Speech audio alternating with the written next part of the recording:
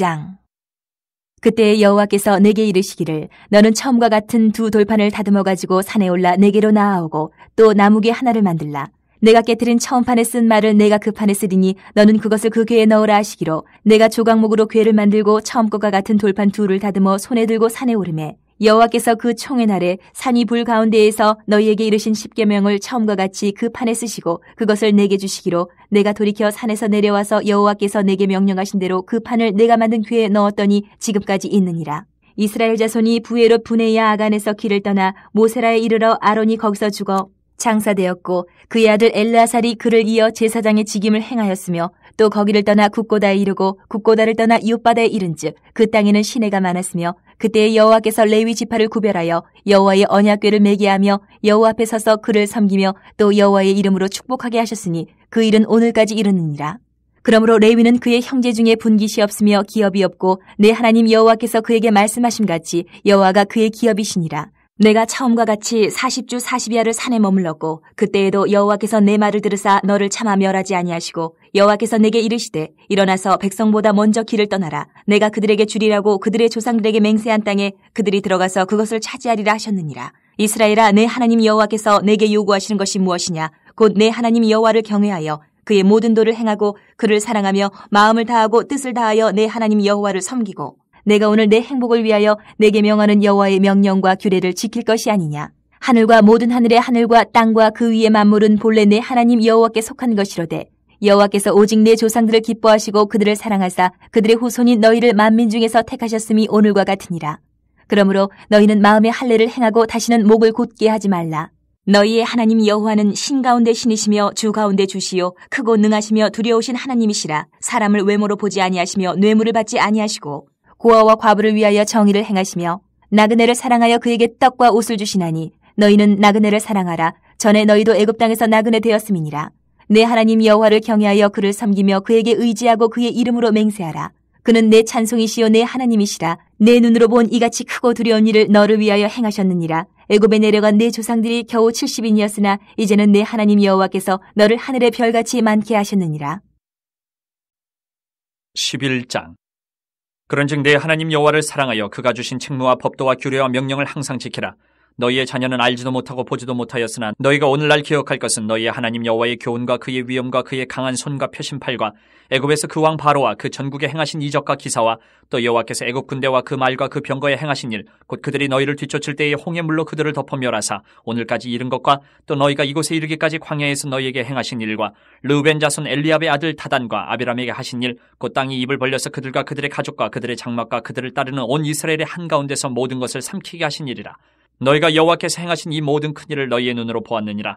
그러므로 너희는 내가 오늘 너희에게 명하는 모든 명령을 지키라. 그리하면 너희가 강성할 것이요 너희가 건너가 차지할 땅에 들어가서 그것을 차지할 것이며 또 여호와께서 너희의 조상들에게 맹세하여 그들과 그들의 후손에게 주리라고 하신 땅, 곧 젖과 꿀이 흐르는 땅에서 너희의 날이 장구하리라. 내가 들어가 차지하려는 땅은 내가 나온 애굽 땅과 같지 아니하니 거기에서는 너희가 파종한 후에 발로 물대기를 채소밭의 댐과 같이 하였거니와 너희가 건너가서 차지할 땅은 산과 골짜기가 있어서 하늘에서 내리는 비를 흡수하는 땅이요 내 하나님 여호와께서 돌보아 주시는 땅이라. 연초부터 연말까지 내 하나님 여호와의 눈이 항상 그 위에 있느니라.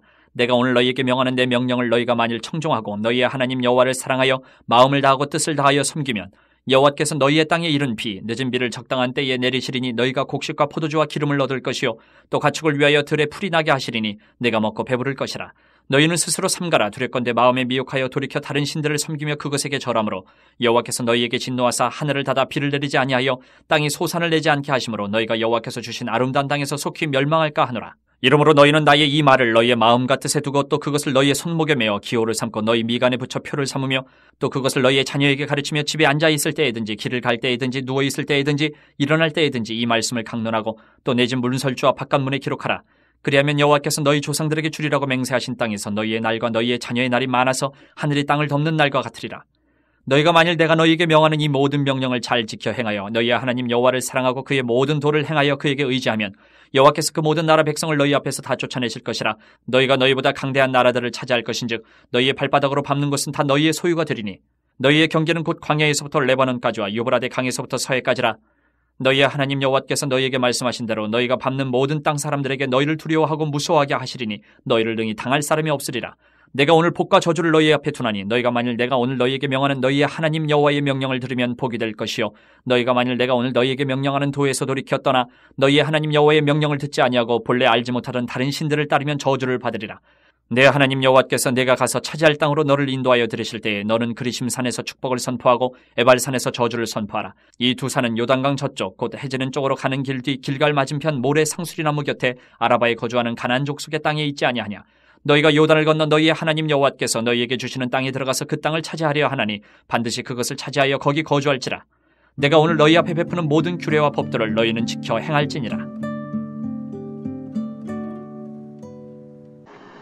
오늘 통독 본문인 신명기 10장에서 11장까지의 말씀은 신명기 전체를 고대 조약 문서의 구조로 볼 때 신명기를 시작하는 서원과 여호와 하나님과 이스라엘 관계를 서술하는 역사적인 이야기 다음에 나오는 신명기 4장부터 11장에 포함된 여호와 하나님과 이스라엘 백성 사이의 일반 규정으로 볼 수 있습니다.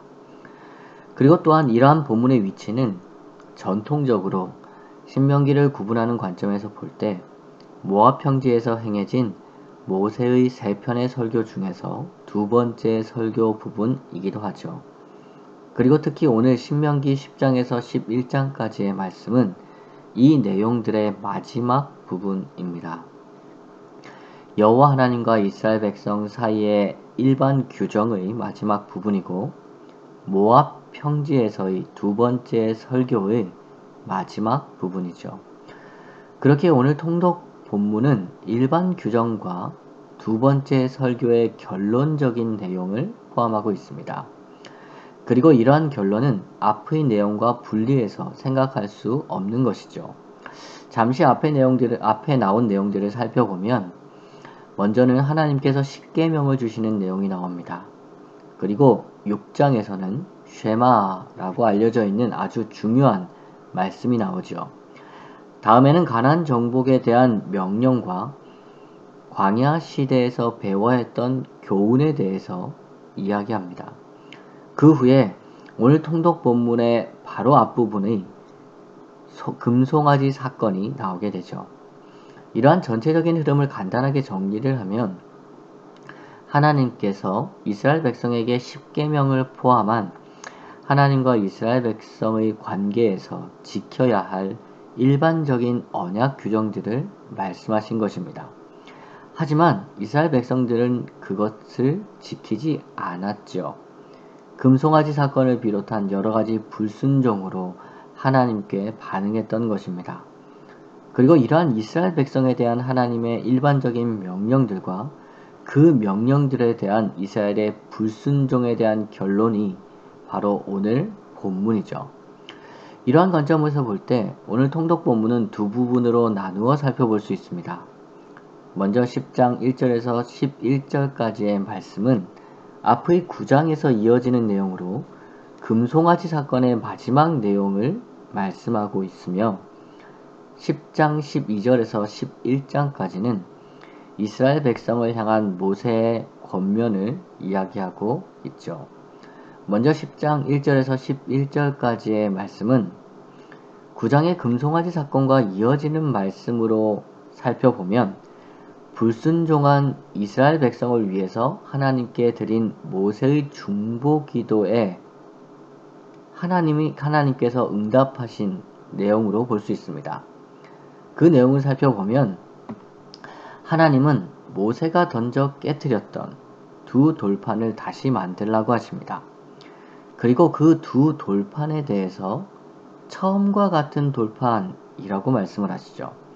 그리고 그 두 돌판이 처음과 같은 돌판이라는 것을 하나님께서 직접 행동으로 나타내십니다. 바로 그 두 돌판의 처음과 같이 하나님께서 직접 십계명을 기록하시기 때문이죠. 이러한 일련의 하나님의 말씀과 하나님의 행동을 통해서 10장 1절에서 11절이 이야기하는 것이 무엇일까요? 그것은 바로 이스라엘 백성의 불순종으로 하나님과의 언약이 깨어졌지만 하나님께서는 이스라엘 백성에게 또다시 기회를 주신다는 것입니다. 그것도 처음과 똑같은 두 개의 돌판을 만들게 하심으로써 분명하게 말씀하시는 것이 있는데, 그것은 이스라엘과 맺은 언약이 금송아지 사건으로 깨어지기 이전과 똑같이 온전히 회복되었다라는 것을 말씀하시는 것이죠. 그리고 이어지는 말씀들은 그 말씀 두 돌판을 넣을 언약궤가 만들어지고 그 안에 두 개의 돌판이 보관되는 것입니다. 또한 이스라엘 백성이 그 언약궤와 함께 하나님의 인도를 따라 이동하는 것이죠. 언약은 완전히 회복되었고 하나님께서는 신실하게 이스라엘 백성과 함께 하시는 모습을 이 말씀이 보여주는 것이죠. 그리고 이러한 이스라엘의 불순종으로 대표되는 금송아지 사건에 대한 하나님의 반응은 자연스럽게 11장의 모세의 권면으로 이어지는 것입니다. 모세는 이스라엘 백성에게 하나님을 사랑하고 하나님의 명령에 순종하라라고 권면합니다. 그리고 이러한 권면은 11장의 말씀에서 두 가지로 나타나죠. 먼저는 과거의 일들을 상기시키면서 권면합니다. 과거에 하나님께서 하신 일들, 애굽왕 바로의 압제에서 이스라엘 백성을 구원하셔서 출애굽시키신 사건과 광야에서 이스라엘이 불순종함으로 받았던 심판에 대한 이야기를 통해서 권면하죠. 그리고 11장의 더 많은 말씀들을 통해서 미래에 하나님께서 하실 일들을 언급하며 또한 권면합니다. 이스라엘 백성이 하나님께서 약속하신 젖과 꿀이 흐르는 땅에 들어갔을 때에 그 땅에서 평안하고 풍성한 삶을 살기 위해서는 하나님을 사랑하고 하나님의 명령에 순종할 것을 권면하는 것이죠. 그런데 여기에서 중요한 것은 가나안 땅에 들어갔다고 해서 하나님을 사랑하고 하나님의 명령에 순종하는 것이 끝나는 것이 아니라는 것이죠. 하나님을 사랑하는 것과 하나님의 명령에 순종하는 것은 단지 가나안 땅에 들어가기 위해서만 해야 하는 것이 아니라는 것입니다.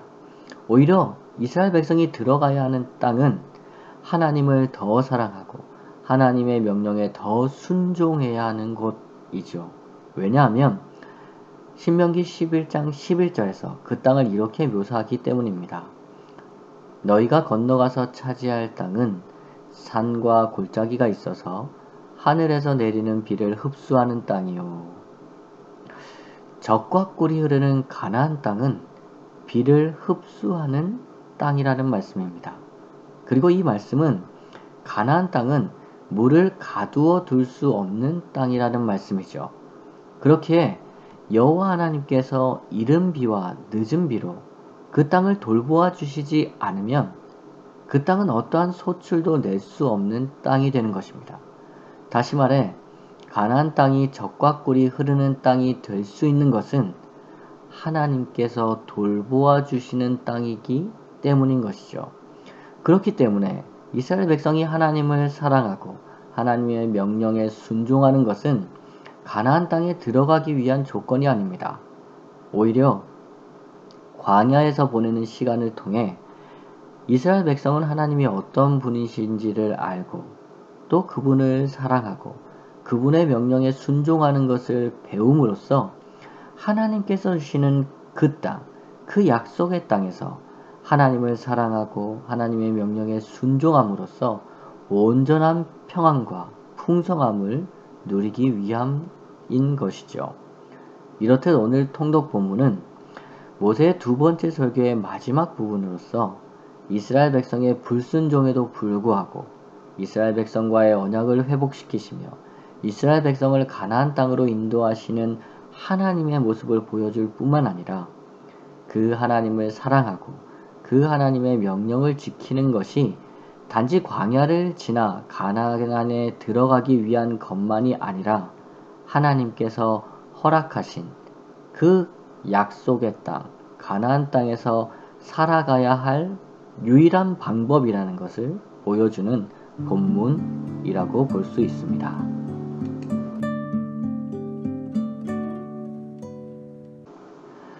오늘 묵상할 본문은 신명기 10장 1절에서 11절까지의 말씀입니다. 오늘 본문은 신명기 전체의 구조로 볼 때 모세의 두 번째 설교의 마지막 부분으로 금송아지 사건에 대한 하나님의 반응에 대한 말씀입니다. 9장 마지막 부분을 살펴보면 금송아지 사건이 있은 후 이스라엘의 지도자였던 모세는 하나님 앞에서 이스라엘을 위한 중보 기도를 합니다. 아브라함과 이삭과 야곱에게 주신 언약을 하나님 앞에 말씀드리며 여호와의 이름을 위하여 이스라엘 백성의 완악함과 악과 죄악을 보지 말아달라라고 간구하죠. 그리고 동일한 사건을 기록하고 있는 출애굽기 32장을 살펴보면 모세는 자신의 이름을 하나님의 기록하신 책에서 지워달라라고까지 하면서 이스라엘의 용서를 구하죠. 이러한 모세의 중보 기도에 대한 응답이 바로 오늘 본문의 내용입니다. 이런 내용들을 살펴보면 먼저 하나님께서는 모세에게 두 돌판을 다시 만들어 오라 라고 말씀하십니다. 그런데 두 돌판에 대해 오늘 본문이 이야기할 때 반복하여 강조하는 것이 있습니다. 1절과 3절에 나와 있는데요. 1절을 살펴보면 그때 여호와께서 내게 이르시기를 너는 처음과 같은 두 돌판을 다듬어 가지고 3절을 살펴보면 내가 조각목으로 궤를 만들고 처음 것과 같은 돌판 둘을 다듬어 손에 들고 산에 오르매 1절과 3절에서 처음 것과 같다 라는 말이 반복되어 나옵니다. 이 두 돌판이 처음 것과 같다라는 것을 강조하는 것이죠. 그리고 이것은 이어지는 하나님의 행동을 통해서 더욱 분명해집니다. 4절 말씀인데요. 여호와께서 그 총회 날에 산 위 불 가운데서 너에게 이르신 십계명을 처음과 같이 그 판에 쓰시고 그것을 내게 주시기로. 모세가 여호와께 처음 것과 같은 두 돌판을 가져가자 하나님께서 하신 행동은 처음 것과 같이 그 판에 직접 십계명을 쓰시는 것이었습니다. 하나님께서는 처음 이스라엘 백성에게 십계명이 기록된 두 돌판을 주셨던 것과 같이 친히 그 두 돌판에 십계명을 기록하셨던 것이죠. 처음 것과 같다라는 말씀의 강조와 처음과 같이 그 판에 친히 십계명을 기록하시는 하나님의 행동, 이 두 가지가 의미하는 것이 무엇이겠습니까? 이러한 강조와 이러한 행동이 분명하게 드러내는 의미는 금송아지 사건으로 깨어졌던 하나님과의 언약이 처음 것과 같이 온전히 회복되었다라는 것입니다. 하나님께서는 이스라엘의 불순종에도 불구하고 언약의 내용에 새로운 내용들을 추가하지 않으셨습니다. 불순종한 이스라엘 백성에게 어떤 다른 짐을 지우시지 않으셨다는 것이죠. 대신 하나님께서는 어떻게 하셨습니까? 그 언약을 처음과 같이 처음 것과 같이 온전하게 회복하셨던 것이죠. 하나님께서는 마치 시간을 되돌리셔서 처음 십계명의 두 돌판을 이스라엘 백성에게 주시던 때처럼 모세를 통해 십계명이 적힌 두 돌판을 다시 이스라엘 백성에게 주셨던 것입니다.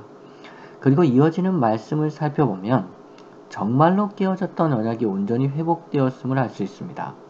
왜냐하면 이어지는 말씀을 살펴보면 하나님께서는 아무 일도 없었던 것처럼 이스라엘 백성과 동행하시며 이스라엘 백성을 인도하시기 때문이죠. 이런 하나님의 동일한 모습은 오늘 본문의 비슷한 두 문장의 반복을 통해서 알 수 있습니다. 5절과 8절인데요. 5절을 살펴보면 내가 돌이켜 산에서 내려와서 여호와께서 내게 명령하신 대로 그 판을 내가 만든 궤에 넣었더니 지금까지 있느니라. 8절 말씀입니다.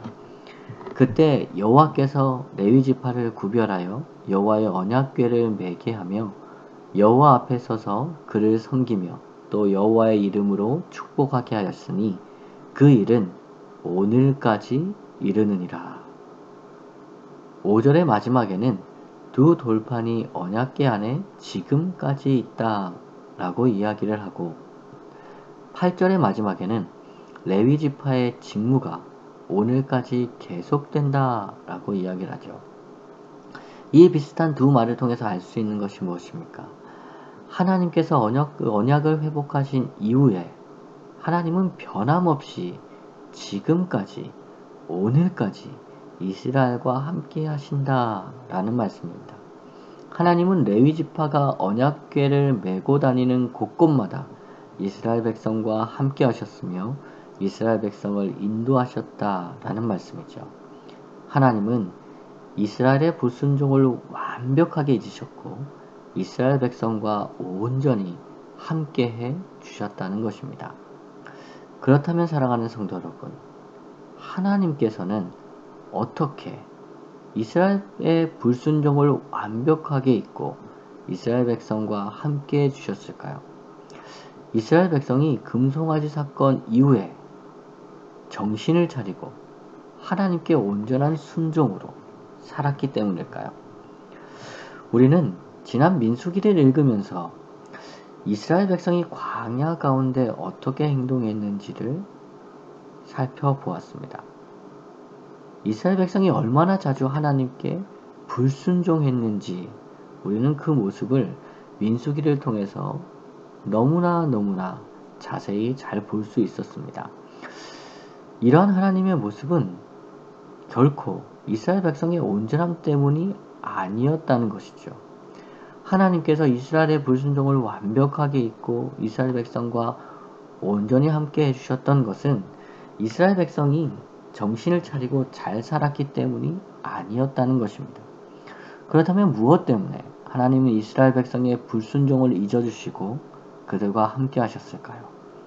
그 이유가 오늘 본문 10절 말씀에 기록되어 있습니다.